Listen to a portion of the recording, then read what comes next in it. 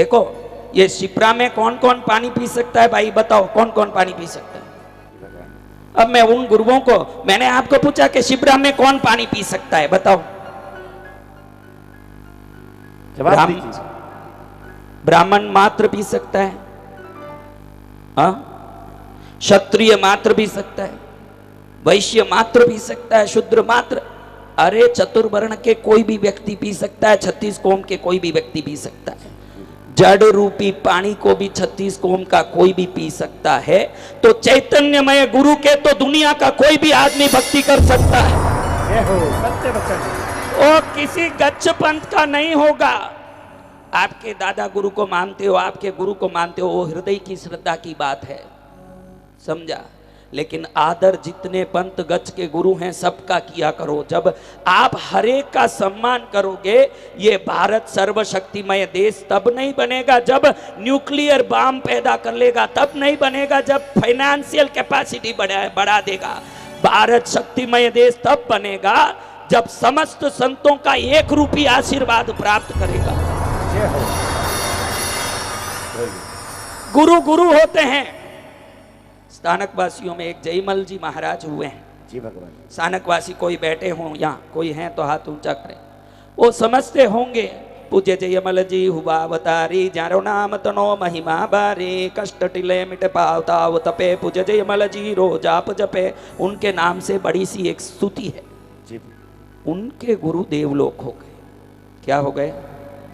उनके गुरु का देवलोक हो गया। जयमल जी ने सोचा कि मेरे गुरु चले गए, मेरे सब कुछ चले गया, तो उन्होंने प्रतिज्ञा की कि आज से जिंदगी भर मैं खड़े खड़े ही नींद लूंगा, न लेटूंगा, न उल्टूंगा, न पलटूंगा। नींद आए या ना आए ठीक, कभी जिंदगी भर सैया नहीं करूंगा, ऐसे आडा नहीं लेटूंगा। गुरु के जाने के अगले दिन तक आजीवन जयमल जी महाराज साहब ने खड़े खड़े नींद लेके गुरु भक्ति का मिसाल जगाया। सत्य बच्चे गुरु अद्भुत हुए हैं। 13 पंथियों के भिक्षु स्वामी हुए, जिन्होंने अपने क्रांति का बुलंद आवाज उठा के धर्म में धीरे धीरे फैलने वाले रूढ़ियों को समाप्त करके नई चेतना जगाई। वल्लभ सूरी हुए, बॉम्बे जैसी ऐसे मांसाहारी मराठी धरती के अंदर जाकर के लोगों को सरल भाषा में ज्ञान देके लाखों अजैनों को जैन सिद्धांत का परिचय कराया। हीर सूरी हुए, अकबर जैसे को प्रतिबोधित किया जो मूर्ति पूजक परंपरा के वाहक बने। हेमचंद्राचार्य हुए जो कुमार पाल जैसों को वन में भटकने वाले को राजा बना के आज आरती उतारा राजा कुमार पाले नाम की शाश्वत स्थापना करा दी। कितने संत। मेरे को कई लोग पूछते हैं आप चप्पल तो पहनते हो नहीं, लोच भी करते हो, कहीं बिना काम जाते भी नहीं हो, फिर ये वाहन क्यों रखा है, वो छोड़ दें तो चले। मैंने उनको समझाया मैं ये एक आदमी से प्रभावित हूं जीवन में। किससे? वो हैं वैष्णव संप्रदाय के संत रामानुजाचार्य। तमिलनाडु में तिरुकोष्टियूर नाम के स्थान में वो अपने गुरु के पास मंत्र दीक्षा लेने जाते हैं। गुरु उनको कहते हैं रामानुज आज तुझे मैं वैष्णव मंत्र से दीक्षित करूंगा, लेकिन ये मंत्र तू कभी मुंह से उच्चारित मत करना, क्योंकि ये संत परंपरा में गुरु से शिष्य को गुप्त रूप से दिया जाता है। अगर इसको कोई बाहर बोलता है तो वो नरक में जाता है, क्योंकि परमात्मा का दिव्य गुप्त नाम है ये। इसको उच्चारित मत करना, तू गुप्त इसकी साधना करना, इससे तू मोक्ष में जाएगा, क्योंकि ये मोक्षदायक मंत्र है। अष्टाक्षरी मंत्र नमो भगवते वासुदेवाय उन्होंने दिया। अब इस मंत्र को लेकर के सीधे तिरुकोष्टियूर में एक विष्णु मंदिर है, उस पर ऊपर चढ़ गए रामानुजाचार्य शिखर पर। शिखर के ऊपर चढ़ के पूरे गांव वालों को बुलाते हैं, गांव वासियों आओ आओ, ग्राम वासियों आओ आओ। गांव के लोग इकट्ठे हो गए कि कोई दिव्य तेजस्वी साधु हमको बुला रहा है। वो जमाना जब साधु बुलाते ही लोग आ जाते थे, क्योंकि तब आशाराम बापू ने निर्मल बापू पैदा नहीं हुए थे। 2-4 कचरे पैदा हो जाएं तो सब पर मन में श्रद्धा उठ जाए।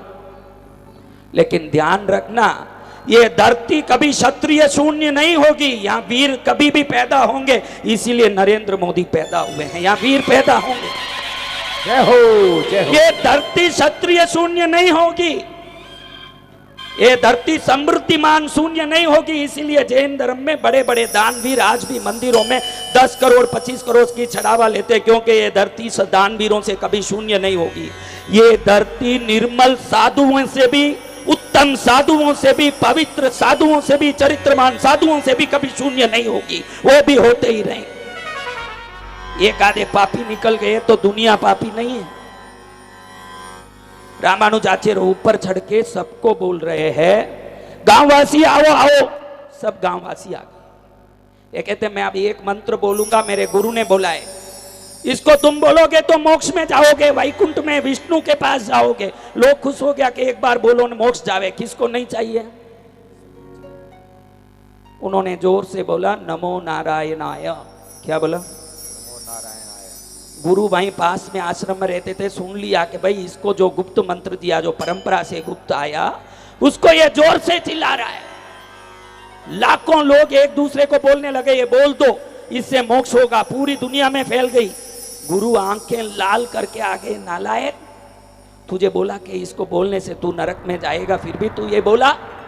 हाथ जोड़ के कहते हैं गुरुदेव क्षमा करना, मुझ पापी को विचार आया मेरे एक के नरक में जाने से पूरी दुनिया स्वर्ग में जा सकती है, मोक्ष में जा सकती है, तो मुझे नरक में जाना मंजूर है, क्योंकि पूरी दुनिया स्वर्ग में जाएगी। जय गुरुदेव। भूल के भी मैं वाहन छोड़ने वाला नहीं हूं, क्योंकि वाहन में जाने से ही अमेरिका जाके, लंदन जाके मांस के विरोध में, मदिरा के विरोध में प्रचार कर पा रहा हूं। मुझे अपने लिए चरित्र का पालन करके मोक्ष में नहीं जाना है। जाने दो मुझे नरक में, ये दुनिया को स्वर्ग में बेच के रहूंगा। जय काला गुरुदेव का। जय गुरुदेव। मैंने इसी रामानुजाचार्य के कथा से मैंने प्रचार शुरू की कि भले ही मुझे जो लगे लगे, जंगलों में पैदल चल चल के मेरा जीवन नहीं बिगाड़ूंगा, मेरा समय नहीं बिगाड़ूंगा। समाज में ऐसे पहुंचूंगा जो तीर की तरह पहुंच के शल्य की तरह छुपने वाली फोड़े की सर्जरी करके रहूंगा। जय हो, जय हो। ऐसे रामानुजाचार्य हुए, वल्लभाचार्य हुए, सनातन धर्म के स्थापक आदि शंकराचार्य हुए। ये धरती संतों की परंपरा की धरती, और आज अनंत ब्रह्मांड में रहे हुए समस्त संतों का, किनका, कौन कौन आशीर्वाद लेना चाहता है?